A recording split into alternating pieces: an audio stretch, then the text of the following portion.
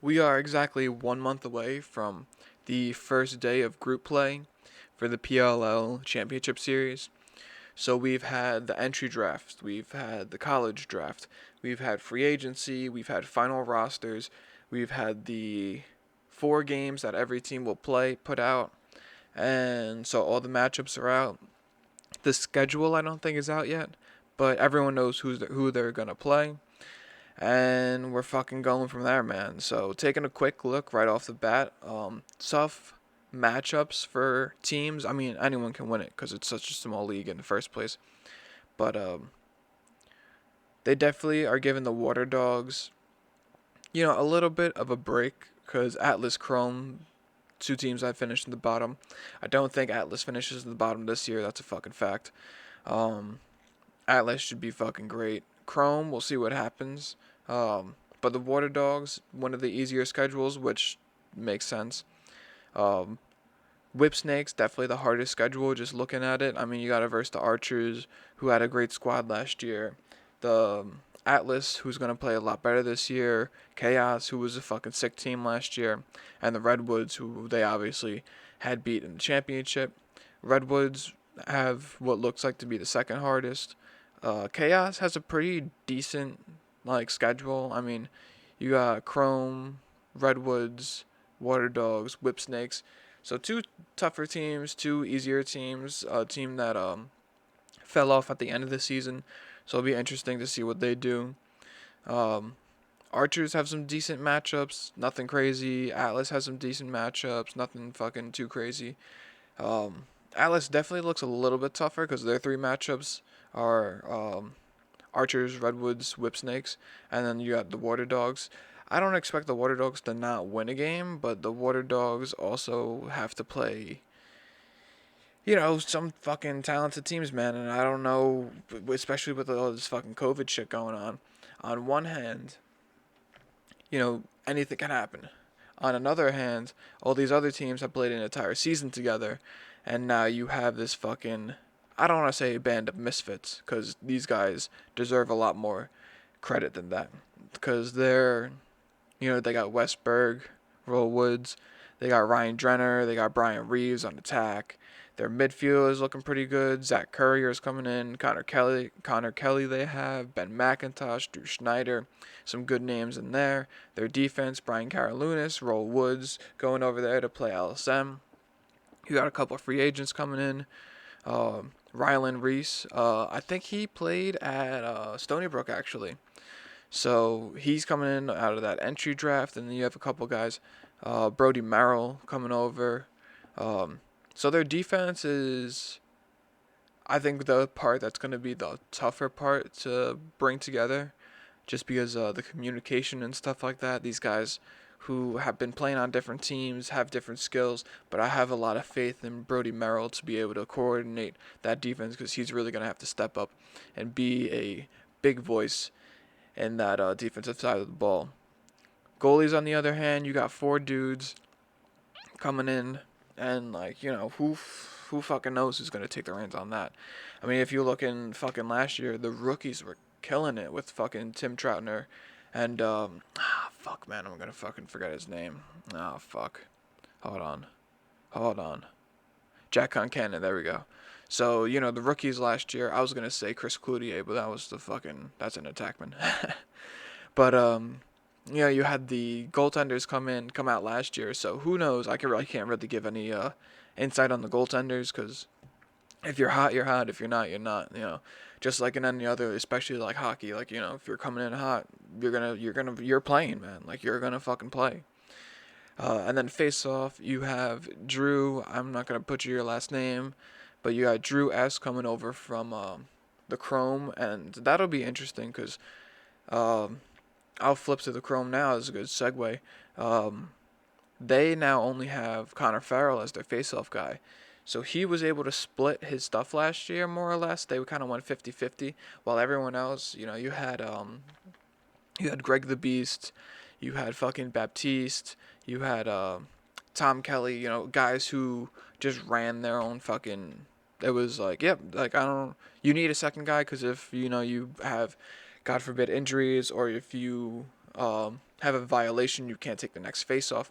So you have to have that second guy anyway. But there was no question like, oh, violation, take a couple off, he'll come in, get your mind. Like, there was none of that. There was like, all right, get your shit together. Like, you're going back out there. You're going back out there. You're going back out there. There was a lot of faith in those guys because they're the real fucking deal. Um, so further on with that, so they lose their face-off guy. Now they just have Connor Farrell. We'll see what he can do. Not a real homebred lacrosse player. Picked it up fairly recently. If you have the talent and you got that type of shit, man, like, especially with face-off, like, if you're able to pick up a skill like that, I mean, it's kind of like someone picking up, like, the guitar, for instance, or something like that, or picking up any type of thing that's very skillful. And if you just have a fucking knack for it, man, like, it helps out so much. And he's already got the skill of a D2 athlete, I think. I think he's a D2 athlete. Now it's a D1 school. Um, but yeah, so he's got the build and shit like that. So we'll see what happens with that. They still have some, their goaltenders turn over pretty well. They made a trade for a whole bunch of fucking dudes. Couple defensemen. They've really stacked up on defense, man. Their college draft, they drafted 2 defensemen. Their fucking entry draft, they drafted 2 defensemen, including Jesse Bernhardt. They traded for 2 defensemen and an attackman. So their midfield has a lot of turnover. Excuse me. Their attack has 1 new guy. They traded a couple of midfielders. They lost a face-off man and a defenseman, and Joe Fletcher retired, and they lost BJ Grill off waivers, but they have a ton of new defense, and I think that'll be tough, because, if you weren't that great at defense in the first place, then, it'll be, I mean, they didn't lose by, like, a whole lot. Like, if you fucking drop of a coin, like, all of a sudden, like, they go from fucking 2 and whatever they were to all of a sudden they're fucking whatever they were in 2. So it's going to be tough. Again, every team has to deal with it, but with the COVID shit, having a brand new defense, a lot of struggles that probably the Water Dogs going to have to deal with on defense. So see those 2 teams have a lot of the same difficulties on defense. Moving on from that, we have the Archers. We'll go over them real quick. You lose Ben McIntosh, which is tough. He's a great fucking guy. And then Christian, fuck, man, these names are so tough sometimes. Cusinello. He was a player last year. He was a starter last year, so he played a decent amount. So it'll be tough to not have him in. But you bring in fucking Grant Ament. That's not the worst fucking trade-off, So you got Grant Ament, who I would picture would be starting. Marcus Holman, obviously one of the best him and Tom Schreiber fucking like this, man. It's crazy. They're so fucking good together. And then same thing with fucking Will Manny, man. The way that they just play together with fucking Schreiber on the midfield, I don't know if it's them with Tom Schreiber or if it's Tom Schreiber, like, it's definitely not Tom Schreiber with them. It's them with Tom Schreiber. But it's like, I wonder if they were on a different team, if they'd be like any different, because it's like Tom Schreiber just seems like he's like a fucking point guard back there. Like it looks like he's like LeBron James sometimes. Like, if he just the distribution and like the ability to make other players better is fucking immaculate, man. Personally, I understand why they gave it to Matt Rambo, but I would have voted for Tom Schreiber for MVP, man. That guy is a real good player, man. I think he's the best player in the world right now. So I'm sure other players would definitely disagree with that, but unfortunately, you were wrong. Their defense, a couple new guys in the entry draft, or a new guy in the entry draft, a new guy in the college draft, but some turnover with that. I know that they had some trouble at the end of the year, keeping goals out of the net. That's why they didn't make it to the fucking championship game. Gang, gang. And then their goalies, they still have Drew Adams and fucking Adam Gettleman. So, again, who knows who's going to come in hot. And then face-off guys pull over too. And now with the chaos, best face-off man in the league, Tommy Kelly. He had it here, probably not first because he's a fucking tank. They still have Blaze Reardon. I heard that he's a fucking psychopath, man. Like, not a psychopath as if, like, he'll probably go out and, like, do a bunch of fucking crazy shit, like, off the field, but on the field and during practice. Apparently, he's the only guy who likes getting fucking hit with fucking lacrosse balls every day. And then with their attack, Connor Fields, ridiculous. Miles Thompson, ridiculous. I don't even know who their third guy was because it was just fucking crazy, those two. Their midfield got rid of Miles Jones and they got Sergio Salcido.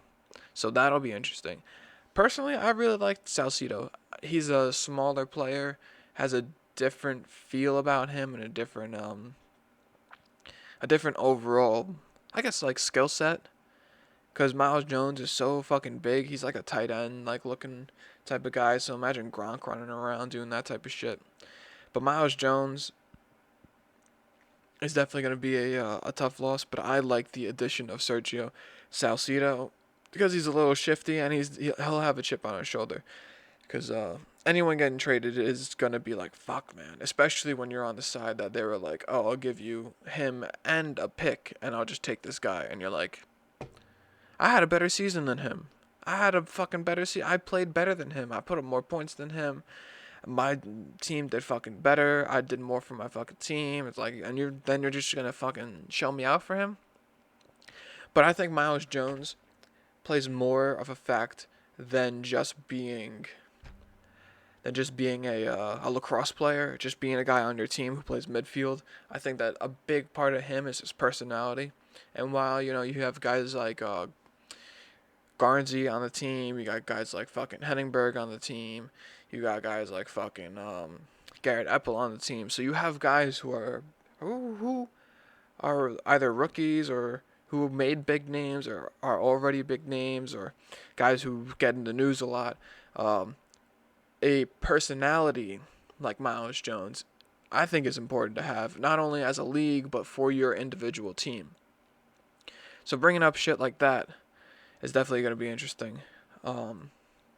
They drafted a new goalie through the entry draft, Dylan Ward, and then they got Jason Noble. They still have Jared Newman. That guy's a fucking take. They still have Jack Rowlett. That guy's a fucking tank.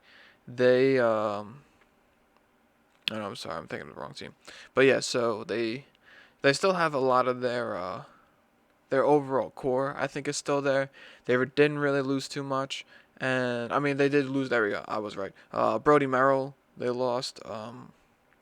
So you'll see guys maybe like Matt Reese will fucking step it up. But you have guys like that who will have to step up for a lack of the leadership that he brings because he's got so much fucking experience in the game. But it'll be an interesting time to see Chaos try to come back off of a really disappointing end to the season. The most improved team in the offseason is going to be, in my opinion, by far, Atlas. So they kept their goalies, kept their face-off guys. They carry 3 face-off guys, which I think is a lot. Their attack, um, they kept Eric Law, Chris Cloutier. Eric Law is amazing, man. There's a breakdown video of him. And just like the way that he finds like the pockets and knows where to be all the time, it's very interesting to see that type of shit, man. And then obviously you still have guys like Paul Rabel. You lost a couple dudes in the expansion. One guy retired. Your defense, you still have like Carl Hartzell and shit like that. But the additions, I think, is just the addition on attack, man. Adding in fucking Rob Pennell, especially someone who's already played with Paul Rabel at on Long Island with the Lizards. That'll be fucking sick. So you'll have him coming in. You have a couple of new guys in the college draft. They traded for Romar Dennis on the midfield. So I think they definitely needed some additions for the midfield, especially losing 3 guys. Their defense, they had added Aiden Haynes and Craig Chick. That's a great name, Chick. Um, decent additions, but I think the biggest thing, you still have your good goaltenders. You still have your core of your attack. Your attack definitely got better adding Rob Pennell. And then your midfield, you lost some guys, but you added some guys. We'll see what the turnover becomes like. You don't really know until it happens. But I think that this will be the most improved team, if not the Archers. Now, the team that almost has to become the most improved team in a statistical standpoint for wins and losses will probably be the Chrome, because the Chrome ain't got shit last season. So they lost one of their face-off men. Oh, wait, did I already go over this shit? I think I already went over them. My apologies. But yeah, so they in general just literally have to get better. Like, there's no way you don't get better. The Redwoods, so their attack, you still have Matt Cav, Jules Henningberg, Ryan Garnsey, and Westberg was kind of like that odd man out. Like, he started week 1, but then Garnsey came in and just fucking lit the league up. So that's pretty good for them. Their midfield, they still have fucking good guys, especially like Kyle Harrison, Joe Walters, guys who are really big in the locker room. Sergio Perkovic, I think, is gonna have a much better fucking season, cause he didn't have the greatest beginning to the season, but I think as time went on, they kind of learned how to use him, especially him becoming like a two-way player. So it's him, and now I think adding Miles Jones, having 2 huge tight end looking motherfuckers running up and down that field, cranking shots from 2, making fucking great plays. I think that'll be huge for them. Goaltenders, you still got fucking Tim Troutner, Jack Kelly, just in case. The only thing that sucks is that you lose your face-off specialist in Greg Garellian. That'll be tough to get over. You trade Sergio Salcido, and then you got rid of, you had lost Brian Karalunas. That'll be tough for the LSM position. You got a couple guys in that college and entry draft. Chris Price and Flynn Sullivan. We'll see how they do. The addition of fucking Miles Jones, the ridiculous, and then you also add 2 new guys for your face-off guys. The entry draft, I'm not even gonna butcher your name. You got Greg P. and then Peyton Smith from the college draft. So interesting additions. A lot of turnover for them too. So I think their consistency will stay up. And if anything, I think that they got better adding Miles Jones, because now instead of having a guy like Sergio Perkovic, who is a unique build, especially in lacrosse, you don't have too many guys that are really built like that. Adding him and Miles Jones, now you can kind of base different lines off, or yeah, I guess if you want to pair them up, you can pair them up together. But I would guess that they'd be separated and you'd have different similar looking lines, so then you can have a certain type of game style that you play throughout the game. Maybe they'll both play 2 ways a little bit, and then they'll just come back forth. Who knows? But I think that's a big addition to their team. I think that'll be big for them. And then the Whip Snakes. So their attack took a bit of a hit. Brian Reeves, Ryan Drenner are gone. That'll be tough. But you still have Matt Rambo, according to the PLL, best player in the world. Rob Pennell is gonna have, or Panel. I don't even know. I think it's Panel. He'll have something to say about that. Your midfield, you still have great guys like Jake Bernhardt, fucking obviously Channy. You lose guys like Drew Schneider though, and Connor Kelly, which will be tough. Retired, you have Jeff Reynolds and Tim. I can't even see this. I'm not gonna butcher it. So you still have a couple guys. Drew Schneider is definitely a tough loss. But you still have Bernhardt, Chaney, and a bunch of other guys who I'm sure are dying to get some more limelight. And then on your defense, you lose a couple guys to a trade, but we'll see who they get back in that trade. Everyone else, though, their defense stays pretty much exactly the same. So it's nice to still have Earnhardt and Dunn, that's for sure. Their attack, they bring in Zed Williams through the entry draft.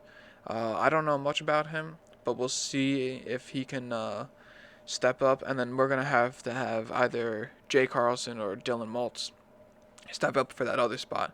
So we'll see who's hungry enough to take that last spot. Your midfielders. So you have Max Tuttle, who you had taken in the trade. You have Matt Huber, who you're taking from the college draft, and TJ Comizo coming from the entry draft. So, you lose a decent amount of talent from this team. It's tough. It'll be interesting to see how they come back. They still have Joseph Nardella taking their face-offs. They still have Kyle Bernlord in their fucking goal.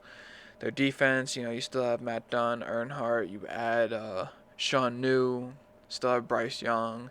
So their defense, face-off, goalie, a lot of turnover. But their midfield and attack for sure downgraded. All respect to those other guys, they definitely downgraded. And midfield, we'll see, because you still have your big names there, but losing Drew Schneider and Connor Kelly is nothing to sneeze at. So that'll be interesting for them to go about that. In no particular order, we're gonna quickly go over, or thoroughly go over, or fucking just go over. I don't fucking know, man. We're gonna go over the matchups. So the Archers Atlas. That'll be tough, man. But I'll take the Atlas over that. Let's try to let's get down some rankings here. Let's get some shit going. So we'll have the Archers, Atlas, Chaos. I'm spelling all these names wrong. This is actually crazy. Chrome, Redwoods, Water Dogs, Whip Snakes. So going over, oh my god, excuse me. Going through each team, so you'll have Archers, Atlas. I think the Atlas will take that one. You have Archer Chrome. I got the Archers in that one. Archers Water Dogs. I got the Archers in that one. And Archers Whip Snakes. I'll take the Whip Snakes in that one. So now we have Atlas. Atlas beyond Archers are going to have to play the Redwoods. Obviously, the Redwoods are taking that dub. The Water Dogs, I'll take the Water Dogs for that one, because I don't think that they'll lose any of them. And I feel like if there's a team to beat, it'll be the team that has the biggest names on it, because I think that's just the way that shit turns out sometimes. And then them versus the Whip Snakes, I'm taking them over the Whip Snakes, because fuck the Whip Snakes. Now you have the Chaos Chrome. Unfortunately, Chrome, I have to take the Chaos. Redwoods, obviously I have to go with my Redwoods. Water Dogs, sorry Water Dogs, I'm giving it up to you. And then I think the Whip Snakes beat Chaos. Next you have Chrome. So beyond the Archers and Chaos, against the Redwoods, I can't go against my Redwoods. And then the Water Dogs, I'll take Chrome over the Water Dogs. Too tough I think that'll actually be a really good game, just because you have a last place team versus a new team. So who knows what's gonna happen? That'll be one to look out for. And then with the Redwoods, I already got them down for their 4 wins, so they're going 4-0. The Water Dogs, like I said, lost versus the Archers. I think they'll win versus the Atlas, lost versus Chrome and Chaos, so they'll have 1 win.